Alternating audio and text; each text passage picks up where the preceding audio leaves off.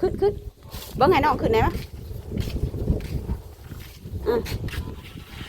สบายดีพี่น้องบสุขุสุขคนเลยสบายดีFCการพี่น้องเลยเนาะไปขึ้นลูกขึ้นไปเบิ้งเฮือนน้องโอก่อนหลังจากที่ขึ้นเฮือนขึ้นเฮือนไปปะไป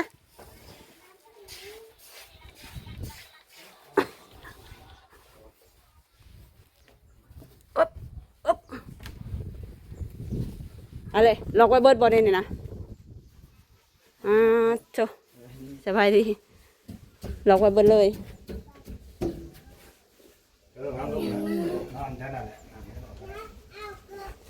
ก็เรียกว่าอันนั้นการทางกล่องกับโทรศัพท์เจ้าหันดิหาเจ้าขึ้นมาเทิงพี่น้องลมพัดมงเบิ่งโชเวลาทาสีมันก็เสียอย่างมันนี่เด้อเวลานั้นไผ่จะมีข่าวดีมาแจ้งบ่มีเรื่องยังมาแบบผมมีฟันหลายฟันดียังเนี่ยนอนรับสบายนอนหลับเจ็บกันยังบอกแม่นแต่ในกรณีของเฮานี่เด้อสิเป็นแนวนี้คันว่านอนมื้อใดบ่ได้ฟันแหละคือนอนบ่หลับได้บ่ลาเป็นแนวนั้นได้ฟันแล้วบ่ได้นอนน้องโอได้เคยอยู่บ่นอนแล้วฟันอยู่บ่หรือว่าบ่ฟันยังเลยนอนแต่กลางคืนนี่สักหน่อยเลยฟันเพราะว่านอนเว้นนี่ฟันดุบ่ฮู้คือคันนี่ไผสิเป็นคือบ่าวลาบ่หรือบางทีจิตบ่อยู่กับเนื้อกับโตหั่นน่ะแบบควันเที่ยวถ้าว่าภาษาบ้านเฮาก็ได้แต่ว่าคันเฮานอนเฮาบ่ได้ฟันนี่คือบ่ได้นอนพี่น้องนอนก็บ่อิ่มบัดนี้แต่ถ้าว่าฟันนั่นแหละคือเฮานอนอิ่มบ่นอนนับแล้วมันสิไปเลยได้จิตน่ะไปหันไปนี่เลาะไปบางทีก็ไปเห็นคนที่เฮารู้จักหมู่คู่คุ้นเคยคุ้นหน้าคุ้นตากันแต่บางทีก็บ่แม่นแบบไปเรื่อยๆนะหรือบางทีก็ว่าฮอดดูฮอดเดียวไปเห็นพ่อเห็นแม่เห็นพี่เห็นน้องนะผู้ที่เพิ่นเสียไปหั่นแหละก็ไปเห็นคือกันก็ยังอยู่คือเก่า แบบนี้ก็มีอยู่คือเก่าอยู่บ่เก่ายังอยู่คือเก่าอยู่บ่อนเก่าคู่มื้อนี่ก็มีได้ก็เจอแบบนั้นคือกันเวลาฟันแบบว่าฟันเห็นพ่อเห็นแม่นะก็ยังอยู่คือเก่าอยู่บ่อนเก่าอยู่แต่บ่อนเที่ยงไห้เที่ยงหน้านะที่เคยอยู่กับเพิ่นนะก็ยังคือเก่าอันนี้แต่ว่าตื่นมาแล้วก็ชัดเจนอยากกินข้าวแล้ววันนี้ใช่อยากกินข้าวอันนี้ว่าเรื่องของพันเด้อแต่ว่าทั้งนอกเพิ่นบ่เป็นคือบ่าวลาวและส่วนมากบางคนเขาก็สิบ่เป็นคือเฮาถ้าว่าผู้ใดนอนฟันน่ะเขาสิว่าคันว่าก่อยฟันแหละคือก็บ่ได้รับได้นอนแหละเหมือนนอนบ่อิ่มบางคนสิเป็นอย่างนั้นกลับกันกับบ่าวลาวถ้าว่านอนบ่ได้ฟันเนี่ยคือเฮานอนบ่อิ่มสิเป็นอย่างนั้นมื้อนี้ก็สิมาแจ้งข่าวดีเนาะหลังจากที่ขึ้นชานไปก้อนใหญ่บ่ แม่นสิว่าก้อนใหญ่เนี่ยก็แม่นข่าวดีและขึ้นชานไปก็มีข่าวดีแหละเนาะก็มีแต่สิ่งดีๆแล้วเข้ามาในชีวิตในครอบครัวมันก็ต้องอยู่เย็นเป็นสุขบ้านนี้อยู่แล้วดีอยู่แล้วร่ำรวย ร่ำรวยเงินทองมั่งมีสีสุขมีแต่เงินแต่ทองหลั่งไหลเข้ามามีแต่สิ่งดีๆมีแต่สิ่งดีๆหลั่งไหลเข้ามาก่อนสิ่งดีๆสิหลั่งไหลเข้ามาหาเฮานี่มันก็ต้องมีหลายปัจจัยหั่นแหละพี่น้องเอ้ยนึงเราอยากให้มีสิ่งดีๆเข้ามาเฮาแล้วก็ต้องทำตัวดีๆเฮ็ดตัวดีๆนะเฮ็ดแต่ความดีขยันขันแข็งเนาะดุมันมีหลายอย่างอันนี้บ่าวลาวว่าเปรียบเทียบให้ฟังเด้อการที่ว่าบ้านนี้อยู่แล้วดีอยู่แล้วรวยมานอนอยู่ซื่อๆมันสิรวยบ่เราต้องชมซะบ่เฮ็ดบ่สร้าง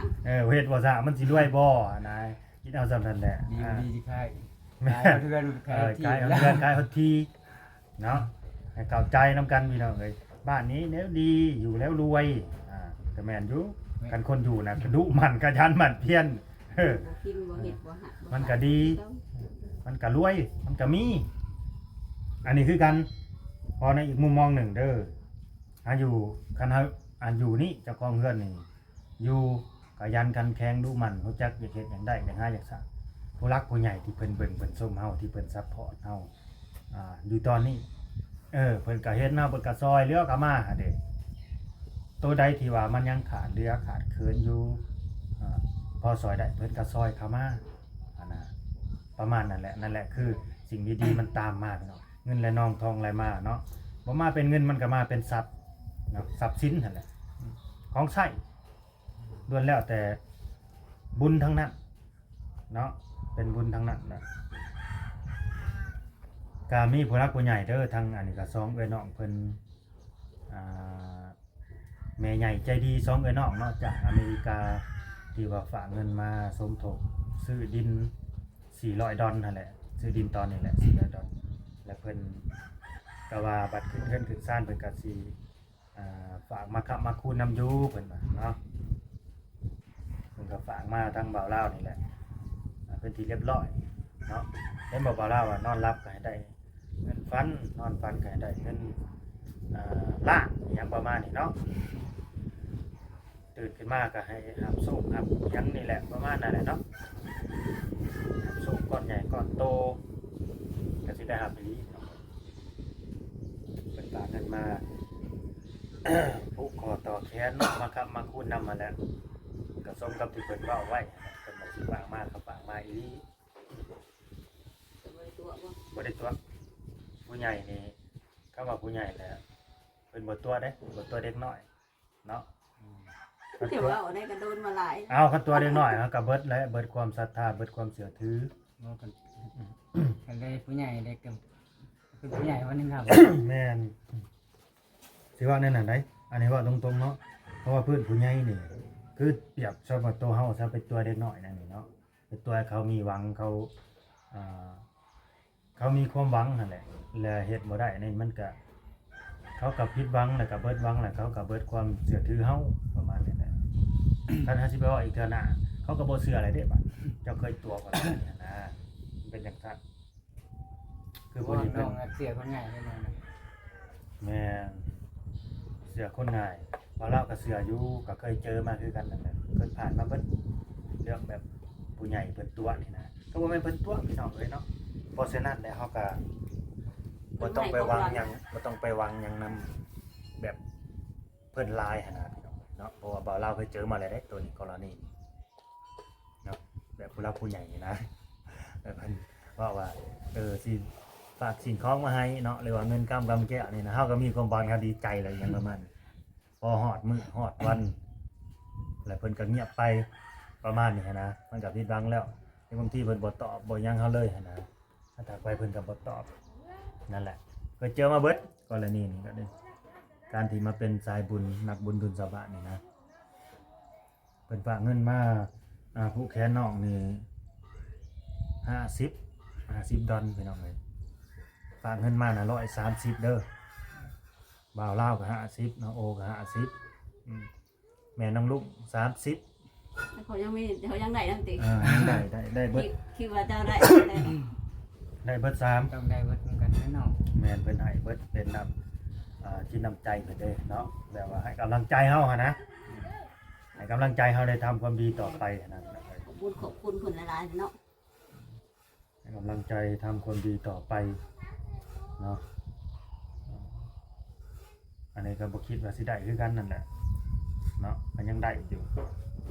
อย่าสิเอาเงิน คนบ่คิดสิได้แล้วเพราะว่าสิได้คนให้เจ้าแล้วก็แล้ว สิเอาเงินให้น้องเพิ่นเนาะเพิ่นฝากมาก็130สิไปซื้อยังได้เงินก่อนใหญ่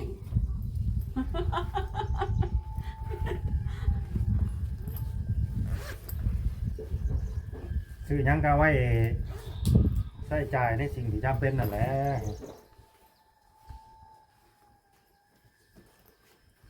บ่เข้ามาพี่บ่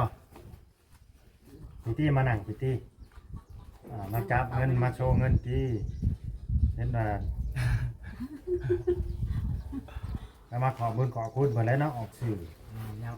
พี่มานั่งพี่ ยังเอาล่ะ มาลองดูว่าผมบ่เคยออกสื่อน่ะพี่มา หาบ่เปิดซื้อ ที่ บ่เคย บอกกล้อง บ่เคยออกกล้องแล้วบ่เคยถ่ายเจ้าของเด้ เขาเจ้าของน่ะมันเฮ็ดเจ้าของมันเขินได้ใครเนี่ยแต่เฮาบ่เห็น เอากันได้กระเด็นไปเลยที่บ่ได้ เอาไปมา อยากง่ายเจ้าของ ผัวใช่จะผัว สบายดีพี่น้อง อันนี้ล้านหนึ่งเด้อ50ให้ของน้องเอาของน้องเพิ่นอันนี้ของแม่นางลุงเพิ่น30นี่ก็6แสนนี่ได้กันทุกคนหาเงินเจ้าของมาอยู่ใช้บ้าน เงินเจ้าของ อันนี้เงินบ่าวลาวเนาะเงินบ่าวลาว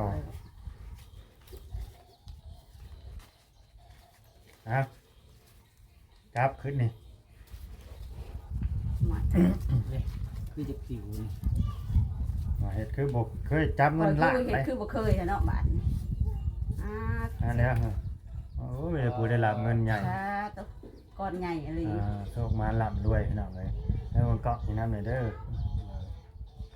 โอเค ก็ลืมไปเลยได้หากบให้หา ล้านหนึ่งโอ้ดำนาคู่มือนี่เขาจ้างกันวันเท่าไหร่นะ 200,000 วันละ200,000 แม่น หามื้อ กะ40มัดต่อแสน มื้อจังได้ล้านหนึ่ง 80มัด200,00080มัด200,000 มื้อจังได้ล้านหนึ่ง แกจะมัด200,000 40 บาทแต่แสนหนึ่ง ยกมัดละ2เขาก็หนาวเลยเนาะเนาะ แสดงว่ายังถือกระดูกเงี้ยได้อยู่ เนาะ ดอกเงี้ย3,000 ลงแม่จ้างแพงกว่าป่ะ ดอกเงี้ย3,000เอาต่อกันดอกมันอยู่บ้าน เด้ผู้จาสิไปดำนารับจ้างนี่ยังบ่ได้ไปจักเทื่อบ่แม่นมัน จังไร แบบ สิไปรับจ้างอันบ้านนี่บ่เรื่อยได้ บ่แม่นดอกมันแบบยังบ่พอสิได้ไปนะพี่น้องมันเวียกเจ้าของก็ยังคามืออยู่ แต่งเงิน ยังบ่แล้ว เวียกเจ้าของก็คะแนนว่าเฮ็ดให้มันเรียบร้อยนะเนาะจังให้มันแล้วเวียกเจ้าของก่อนจังไปรับจ้างจังไปหาเงินใช้บ้านนี้ใช้จ่ายเจ้าของนั่นแหละคือเงินจำนวนนี่สิถือไว้เองบ่ฮะ บ่ บ่ กันอยู่เองก็ได้ขนาดนั้นต้องเฮาดอกไว้เป็นเฮือน ไม่ถือ บ่มั่นใจ แต่ บ่ ว่าแม่ฮักเพิ่นนี่ให้บ่าวลาวได้เป็นคนเก็บไว้ให้เป็นคนเก็บไว้ให้ เสียงยังก็เสียงนั่นก็เสียงตีก็ได้แต่เสียงเดียวเองนี่ บัดเวลาน้องเพิ่นจักได้แล้วก็เอาน้ำเฮาหั่นน่ะเวลามาประมาณนี้ ถ้าอยากซื้อหันซื้อนี่บ่ ซื้อหันซื้อนี่หั่นแหละ เดี๋ยวหนักกันเด้อ ถ้าก็ล้านหนึงให้ นับไว้เสียไว้ใช้เท่าไหร่นี่บ่ สิให้เก็บเท่าไหร่ แม่ใหญ่ใจดี2พี่น้อง ใหญ่ใจดี จาก USR เฮานี่ต้องเอิ้นเนี่ย เอิ้นแม่ใหญ่เฮ้ย เอิ้นแม่ใหญ่บ่ เอิ้นแม่ใหญ่ นึกว่าเอิ้นยังไปเด้ แม่แล้วเฮ้ย50ปลายน่ะเอาให้เลยซะบ่นี่บ่ เท่าใดนะ เอาให้บ่าวลาวเลยซะบ่อันนี้คือฝากบ่าวลาวเก็บไว้ให้บ่ น้ำเพิ่นก็เอาไว้ใช้ที่โต200,000น่ะบ่าวลาวเก็บไว้ให้ก็รวมกับเงินมื้อวานนี่เด้ก็อยู่นำบ่าวลาวนี่แหละเก็บไว้ให้อยู่แต่อย่าลืมได้มื้อวานเฮาออกกันหาเบียร์กันคนละแก้ว300,000เนาะไปจ่ายแล้วไปจ่ายไปแล้ว 3,500 ไปจ่ายเบิดแล้ว ก็ได้ยินว่าหาเมื่อวานเขารู้ซะ ไปจ่ายไปแล้วเมื่อวานนี้ จริงเบียร์แก๊สเบียร์กล่องเบียร์ขวดมันถือกับตัวนี้แล้ววะ ถือกลัวได้ คือว่าตัวนี้ซะ เบียร์ขวดแก้วน่ะถือกลัวเป็นแก๊ส มันหนักแป๊บเดียวเบิดเด้ ว่า ตัวเป็นขวดนะบ่ แป๊บเดียวเบิด ว่า แป๊บเดียวเบิด มันน้อยกว่าเด้มัน12ขวดบ่หรือ10ขวด 12 ตัวนี้ก็30นั่นนี่นะ แม่นเด้อก็ว่าปริมาณมันสิได้บ่ บ่ โอ้ยอันที่แก้วก็นาทำไรแล้วเนาะ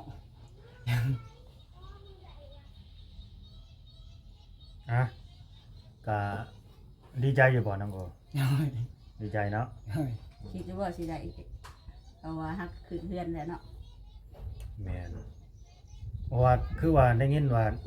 เสื้อที่ปูนอนน่ะมันบ่วิดแขนวิดขาซะบ่ มันสั่น มันสั่นติ โอ้มาก่อน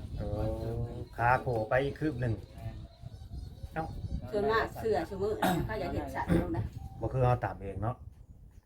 หรือว่าในใด ตำกับใส่ต้องใส่ผ้านะ อืม ก็มามันสิเป็นแบบนี้ก็เสือนะเจ้าบ่เฮ็ดอยู่ในเฮือนนะชุดบ่เจ้า คือว่าชุดอยู่ ชุดบ่ ชุดเลย อ่า หน้าเพิ่นก็คืออันนี้นี่ ชุดเลย ดีโฟ อันนี้ตัวใหญ่สุดได้นี่ที่เขาซื้อมานี่นะ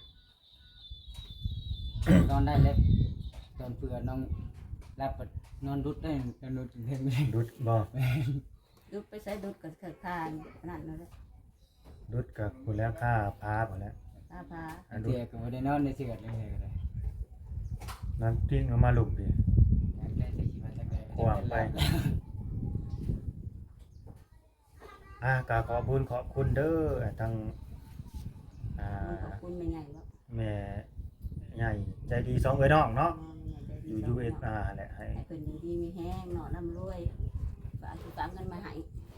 พวกน้องๆนี่แหละน้องไปเนาะ เอาลูกหลาน ลูกหลาน มันว่าบ่เป็นซ้ำอันนี้ก็เวลาเอาออกสื่อ มันอยากเกิดคืนได้ อืม ก็ให้อยู่ดีมีแห้งขอบคุณหลายเด้อเนาะร่ำรวยกว่าเก่าฝากมาให้อัน60เท่าไหร่ก็ อันเด้ ลือนะ 600,000เขาสิว่า600,000 30 ดอลเพิ่นให้เจ้าฮะให้30 ดอลให้น้องโอ50ให้ไปลาว อ๋อ 50 ข่อยก็ลืมเลยเอาเป็นเคินๆในอายนะเวลาออกสื่อได้ออกกล้องเว้านี่บ่ถึกเลย ต้องให้เขาว่าล้างกล่องมันอยากเป็นคืนว่าบ่ถึงเขาก็ว่าบ่เป็นพี่น้องเลยเนาะ ลงหน้าลงหลัง แม่นก็ยอมรับเลยว่าเจ้าของลงหน้าลงหลังเขาก็เว้ายอมรับความจริง อืม นั่นน้องบอกกองตลอดเป็นยังเว้าแบบจักอะไรบ่ คืนบ่ โอ้ยว่าคืนมันเว้าบ่เป็น คืน เอาบ่เป็น แม่นคะแนนว่าเว้าที่นอกนะ เอาบัดนี้น้องโอขอบ บ่อ คุณ ยู่เนาะบ่ ขอบคุณแม่ใหญ่ใจดีสองเอ้ยน้องเนาะ แม่ใจดีเซาเว้ยเนาะ ให้น้องโอ โอ้ เว้า โหขอบคุณไม่ได้จะดีเจ้าไว้น้องให้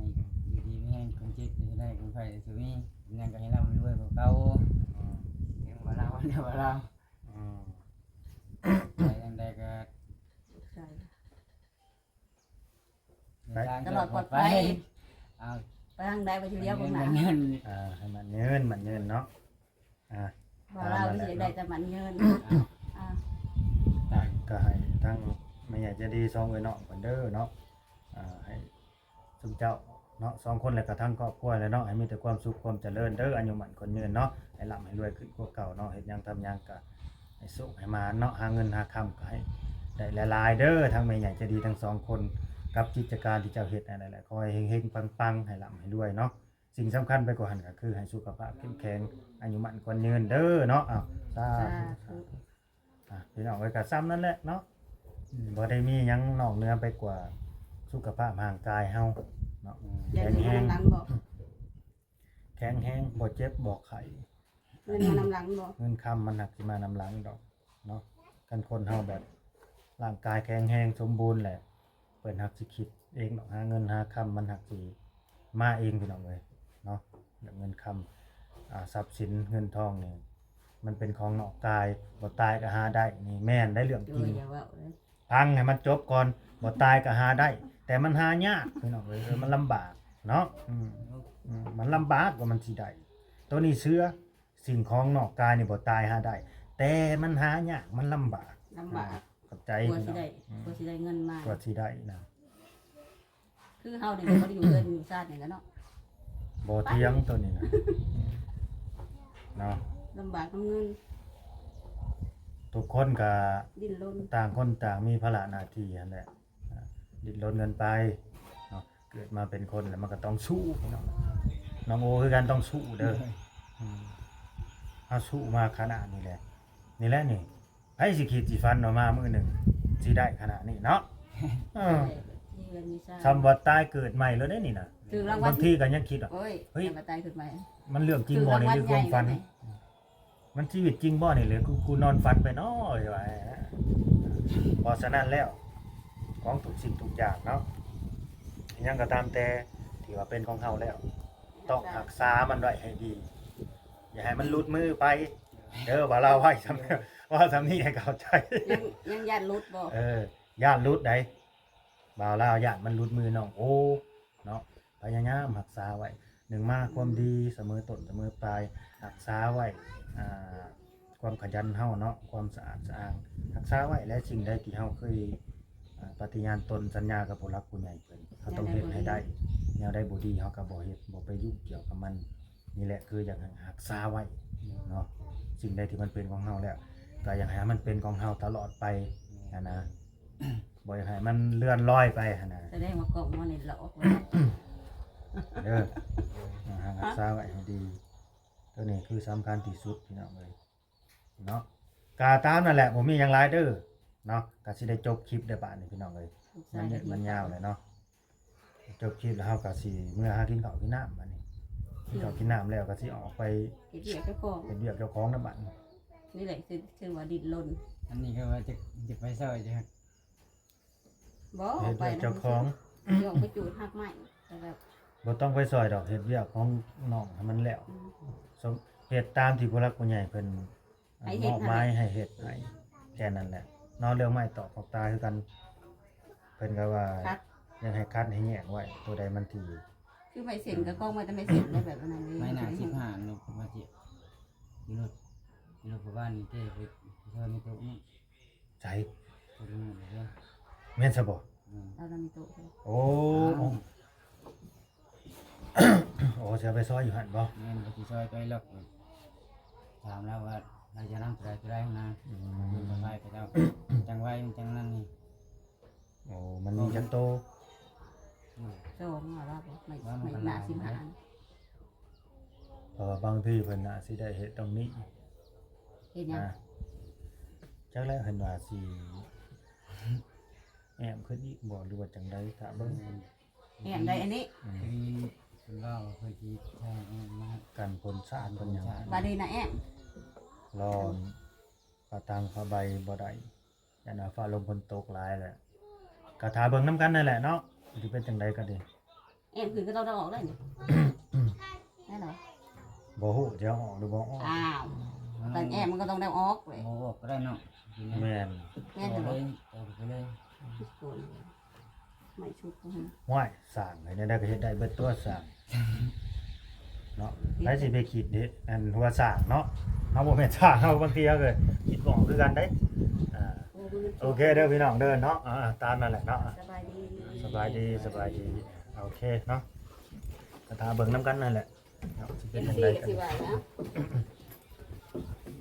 นี่เนาะ ป้ายาวแล้วของเฮานะพี่น้อง แม่น โอเคพี่น้องจบคลิปไปซะแล้วขอบคุณมาบังชมเด้อลงไลค์กดแชร์ มาแต่น้ำเขาบ่ ตามเนาะ เ